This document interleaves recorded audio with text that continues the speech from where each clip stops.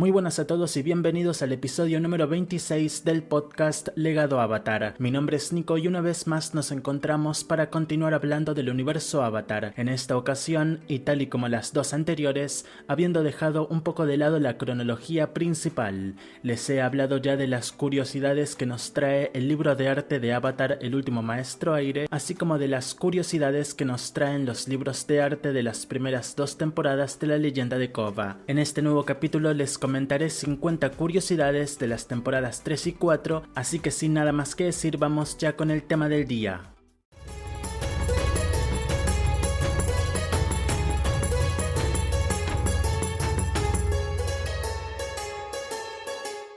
El primer libro del cual les hablaré hoy se titula oficialmente La leyenda de Korra, el arte de la serie animada, libro 3, Cambios, y fue escrito por Michael Dante DiMartino, Bryan Konietzko y Joaquim dos Santos. El libro de 184 páginas se lanzó por primera vez el 21 de enero del 2015, con una segunda edición llegando el 23 de febrero del 2022, la cual contiene un nuevo prólogo escrito por el actor de voz de Mako, David Faustino. El nuevo arte es obra de Lauren Montgomery, coloreado por Bryan Konietzko. En los tiempos de la serie animada original, algunos escritores tenían la idea de un maestro aire malvado, con Mike y Bryan debiendo aclarar que Aang era el último maestro aire. Cuando la convergencia armónica trajo nuevos maestros aire al mundo, por fin tuvieron la oportunidad de explorar un personaje de dicha escala. El diseño de dos villanos anteriores, Tardok y Unalaq, fueron muy similares, por lo que trabajar en Saheer fue refrescante para el equipo. El personaje fue finalmente creado por Bryan Konietzko y Ki Hyun Ryu. El personaje de Da, creado por el escritor Tim Hedrick y artísticamente por Angela Song Mueller, originalmente tendría el cabello despeinado solo en el primer episodio, de modo que representaría sus dudas iniciales con convertirse en un maestro aire, pero Bryan notó cómo los artistas lo seguían dibujando así en futuros episodios y se quedó como una característica especial en él, al menos claro hasta que Tenzin lo afeitó. Los espíritus que aparecen más a menudo a partir de esta tercera temporada están inspirados en los trabajos majestuosos de Estudio Ghibli, mientras que otros tan solo son formas divertidas en las cuales los diseñadores pueden perderse y crear criaturas muy curiosas. El puente Kyoshi terminó siendo un punto clave para que Bryan sienta que Ciudad República es un lugar con su propio estilo arquitectónico. Los diseños fueron hechos por William Nanking New y Christine Diane, mientras que la pintura estuvo a cargo de Frederick Stewart. William también fue el creador de la prisión de Saheer, la cual tiene un complejo mecanismo para abrir su puerta. Bryan temía que estos detalles, así como muchos otros, no llegaran a verse en la animación final, pero se alegró cuando el movimiento obtuvo su propia toma. Mike y Bryan tenían como idea a Amon sobreviviendo a la explosión del barco, pero perdiendo sus brazos y debiendo aprender a hacer agua control sin ellos. Esta idea nunca fue tomada en serio, pero sí que guió a la creación de Minhua, quien en cambio nació sin brazos. Ya habían explorado a Katara controlando agua en una forma similar, pero con Minhua se pudieron explorar muchas más técnicas. El escritor Joshua Hamilton nombró a Kai tras su hijo, mientras que para Mike, su voz y personalidad le recordaban mucho a Aang. Al momento de crear al Sr. Zuko, Angela Song Mueller se basó en el póster de Los viejos amigos de Joaquim dos Santos, mezclando además algunos atributos del Avatar Boku y el tío Airo. Bryan se sumó al diseño y le dio un aspecto más angular, similar a su modelo original. El dragón de Zuko se llama Druk y es un descendiente de Van y Sha, los dragones maestros de la serie animada original. Su diseño estuvo a cargo de Angela Song Mueller. Uno de los nuevos maestros aire presentados en el episodio Renacer y que se llama Ryu es una caricatura directa del diseñador de personajes Ki Hyun. El diseño estuvo a cargo de Bryan Konietzko y Christy Zeng. Bryan comenta cómo la aeronave de Industrias Futuro fue una de las locaciones más complejas a diseñar, siendo un diseño exterior por parte de Christine Bian. El interior fue obra de William Nanking New, si bien también participó el equipo de animación 3D debido a las ventanas curvilíneas. Las caras chibi del equipo Avatar que van de emoción a tristeza fueron utilizadas luego como pins para la San Diego Comic Con del año 2013. El anillo bajo de Ba Sing Se se inspiró en Kowloon, un asentamiento en Hong Kong densamente poblado. Brian comenta cómo querían que el anillo bajo se viera como si la gente siguió construyendo sobre lo que ya estaba ahí para dar una sensación muy estrecha. Joaquim dos Santos creó a Combo, líder de los bárbaros, en base a su amor por Mad Max, creando un sketch del personaje en su iPad. Christy Zeng luego le dio vida, así como a los demás integrantes de la banda. Con tal de ahorrar dinero del presupuesto de CGI, se reutilizó la aeronave de los igualitarios para crear la aeronave del clan de metal. Para el logo del clan se modernizó el símbolo de la moneda del Reino Tierra, todo estando basado en patrones Art Deco. Debido a que la fotografía de Sujin en el circo se utilizaría en una sola toma y posiblemente ni siquiera se tuviera un plano directo de la misma, se reutilizó un fondo no utilizado para Tai Li y el circo al cual perteneció. Cuando mostraron la imagen en la San Diego Comic Con, los fans especularon con que el hombre que sostenía a Sujin era Sahir. Si bien Mike encontró esta teoría muy interesante, nunca fue su intención. Brian agrega además que el hombre que sostiene a Sujin es mucho más alto que Sahir, así que no es una opción para nada. Toph tenía que ser sí o sí la personaje original de Avatar que más estatuas tuviera, por lo que aparte de la que tiene en la estación de policía de Ciudad República, tiene otras dos en Sao Fu, una en el centro de la ciudad, con un estilo más idílico y legendario, y la otra en los jardines privados de la casa de Sujin, con un estilo más natural y pacífico.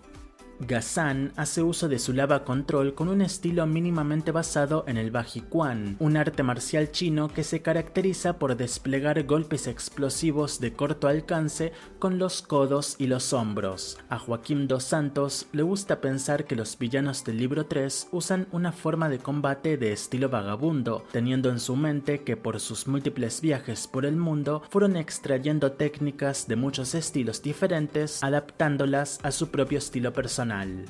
Los carteles de Se Busca del equipo Avatar dicen: por decreto real de la Reina Tierra, buscados por su majestad la Reina Tierra por crímenes en contra del reino, serás gratamente recompensado por información que guíe hacia la captura de estos criminales. Cuando el equipo de artistas preguntó a Brian cómo debería verse el muñeco de Naktak visto en el episodio 9 del libro 3, Brian de inmediato contestó con una imagen de un muñeco de Bolin que había visto en DeviantArt cierto tiempo atrás, hecho por Lovely X3. El diseño del pequeño muñeco finalmente estuvo a cargo de Christine Bian.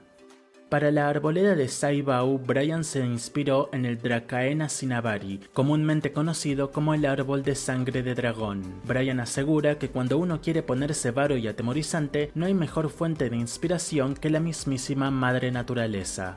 Para la pelea de Mako contra Minhua en el oasis de las palmeras brumosas, Brian y Mike volvieron a trabajar con Young Ki-young, quien fue el director de animación de Tin House y que se encargó de dirigir el episodio piloto de la serie animada original. Los episodios finales del libro 2 fueron de lo más coloridos que Brian creó en toda su carrera como director. Esto ayudó a sostener los eventos supernaturales de la temporada. Para contrastar eso, Brian quiso que los episodios finales del libro 3 tuvieran una paleta de colores más apagada, por lo que pidió explícitamente a los pintores que agreguen gran peso y dramatismo a las nubes de los distintos escenarios. El Templo Aire del Norte fue una locación muy importante en el libro 3, y Mike quería asegurarse de que esto se notara mucho. En el episodio 12, cuando Kai salva a Mako, Bolin, Asami y Tenzin del templo, hay un plano en el que Tenzin mira hacia atrás, viendo con tristeza cómo las torres del templo caen. Para él no se trata solo de la destrucción de un lugar, sino de la destrucción de un estilo de vida, y con los maestros aire aún estando perdidos, también es una señal de la posible eliminación de la nueva nación del aire. El darle sus tatuajes a Jinora fue una de las primeras ideas que tuvieron para el libro 3. Fue el símbolo perfecto del regreso de los Maestros Aire, ya que Jinora había demostrado un gran avance en su poder elemental y espiritual. Esperaron hasta el final de la temporada para permitir que el personaje guiara a los nuevos Maestros Aire en salvar a Kova, probando ante su padre que se había convertido en una verdadera maestra y líder. A todos estos comentarios de Mike, Brian agrega que Jinora además pasó a lucir exactamente como su abuelo Aang. Es momento de que les hable un poco del segundo libro del día, el cual oficialmente se titula La leyenda de Kova, el arte de la serie animada, libro 4 Balance, escrito también por Michael Dante y Martino, Brian Konietzko y Joaquim dos Santos. La primera edición de 184 páginas se lanzó el 15 de septiembre del 2015, con una segunda edición llegando el 26 de julio del 2022. Esta segunda edición contiene además un nuevo prólogo escrito por la actriz de voz de Asami, Seychelle Gabriel. El nuevo arte es obra de Joaquim dos Santos, coloreado por Brian Konietzko. Para la cuarta y última antagonista, Mike y Brian querían un personaje femenino que fuera físicamente similar a Kova. Querían que la heroína se enfrentase a una versión oscura de sí misma, una mujer que tuviera ferocidad, intransigencia y un control elemental muy fuerte. El resultado fue Kuvira, un personaje que presentó muchas posibilidades y con el cual Mike disfrutó escribir esta dinámica entre heroína y villana. El diseño de Kuvira estuvo originalmente pensado en Kova, pero cuando su actriz de voz, Zelda Williams, llegó al estudio, esta comentó que se parecía a ella y que el lunar bajo su ojo era una característica que tenía su madre. Kuvira fue diseñada por Brian Konietzko, mientras que su vestuario fue obra de Lauren Montgomery. Las expresiones, como siempre, las formó Ki Hyun. Originalmente, Joaquim pensó en un diseño más tradicional para los nuevos trajes de los Maestros Aire, pero Brian quería que los trajes fueran más modernos, por lo que continuó desarrollando la idea de las alas a la vez que el traje se viera como un traje de piloto. Fue muy difícil configurar cómo las alas se abrirían y luego se guardarían cuando no estén siendo utilizadas. Con ayuda de Mike se terminó llegando el diseño que vimos en la serie, y si bien nunca consideraron ponerlo en la serie, Brian y Mike tenían la idea de que a nivel argumental, estos trajes fueron diseñados por Asami.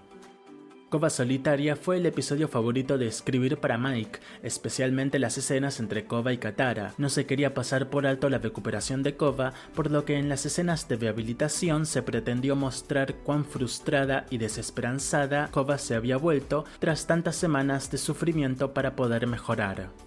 Originalmente habría una escena en la que Tombak empuja a Kova en su silla de ruedas por una de las entradas del palacio de la tribu Agua del Sur, pero finalmente este momento fue eliminado. Si bien lo lamentan, Brian comentó que en esos momentos se alegran de tener un libro de arte en el cual dar a conocer estos escenarios que finalmente no fueron utilizados. Este fue obra de Christine Bian, pintado por Frederick Stewart. Hasta el libro 4, todas las apariciones del Aang adulto habían sido muy serias, por lo que Brian estaba en búsqueda de una oportunidad de mostrar al viejo y divertido Aang que todos conocemos y amamos. Ki Hyun había diseñado en la serie original al Aang haciendo su truco de aire control, volviéndolo a hacer casi una década más tarde.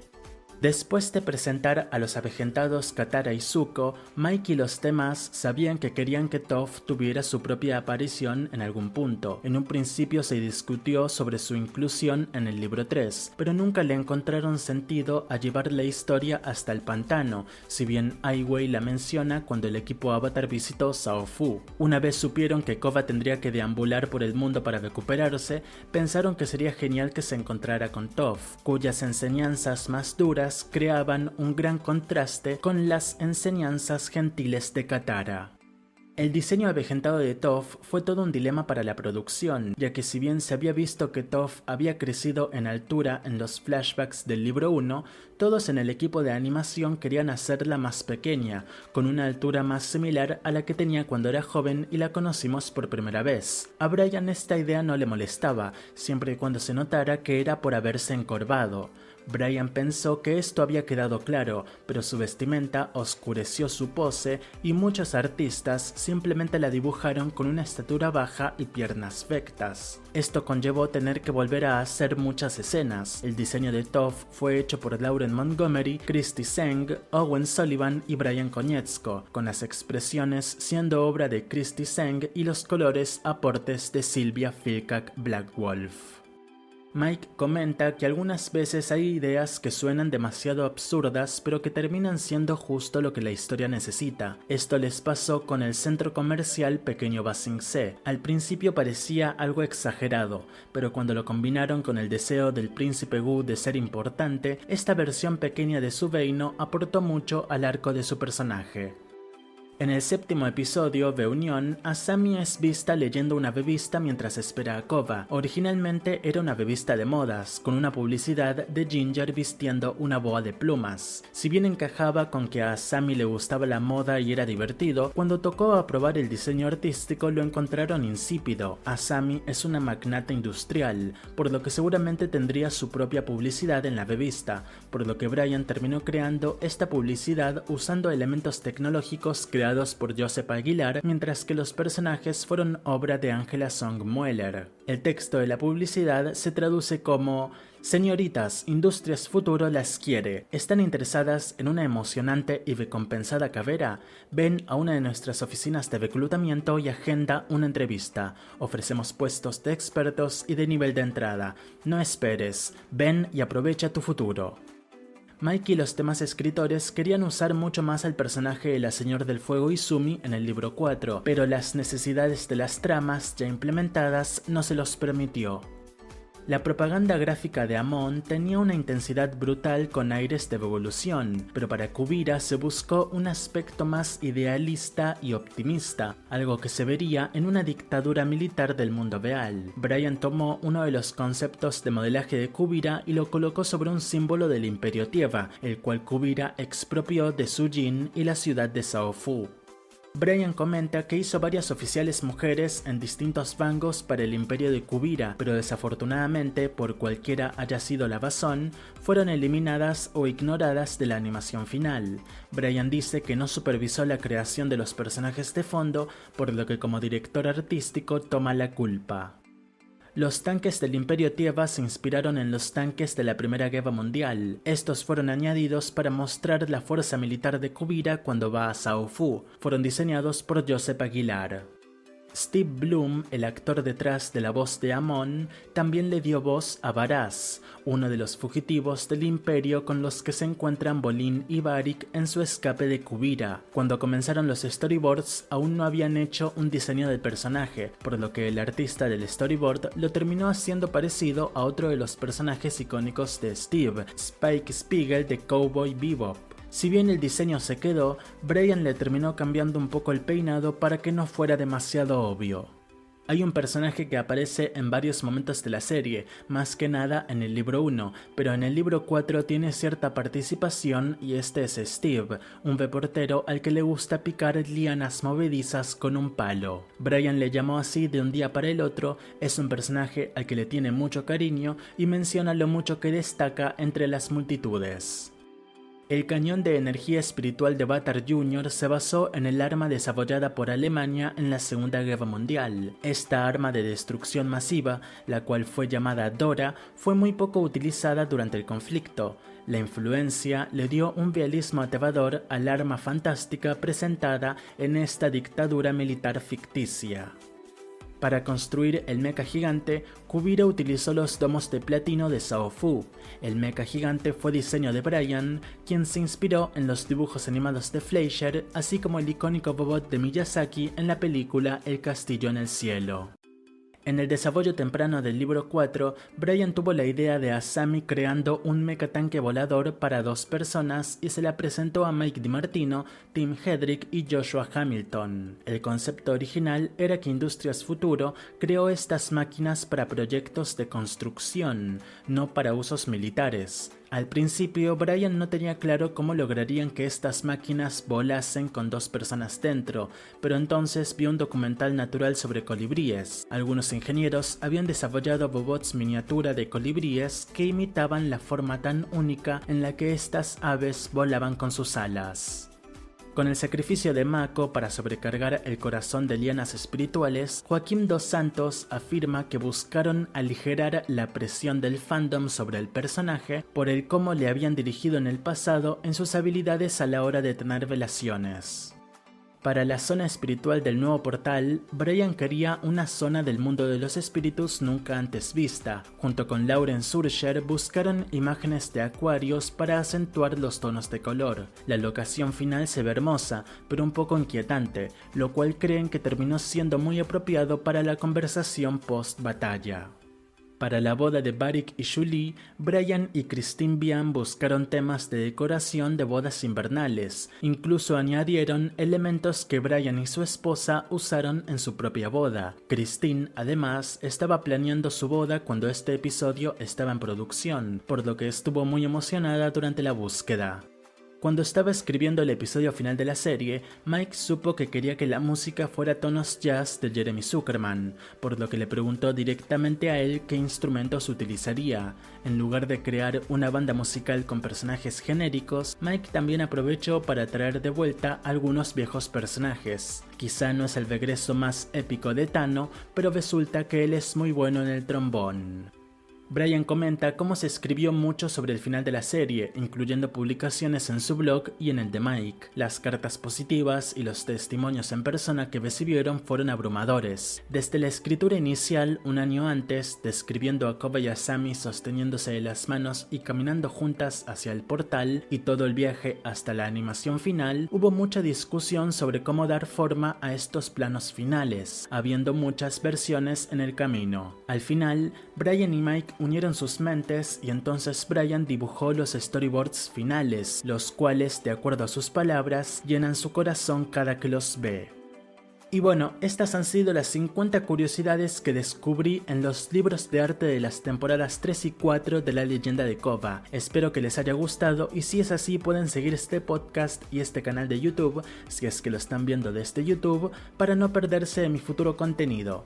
La próxima semana nos volvemos a encontrar con un nuevo episodio del podcast. Estén atentos a la pestaña de comunidad del canal de YouTube y a mi página de Instagram, Legado Avatar, pues por ahí les comentaré en qué consistirá el episodio final de esta primera temporada. Gracias y hasta la próxima.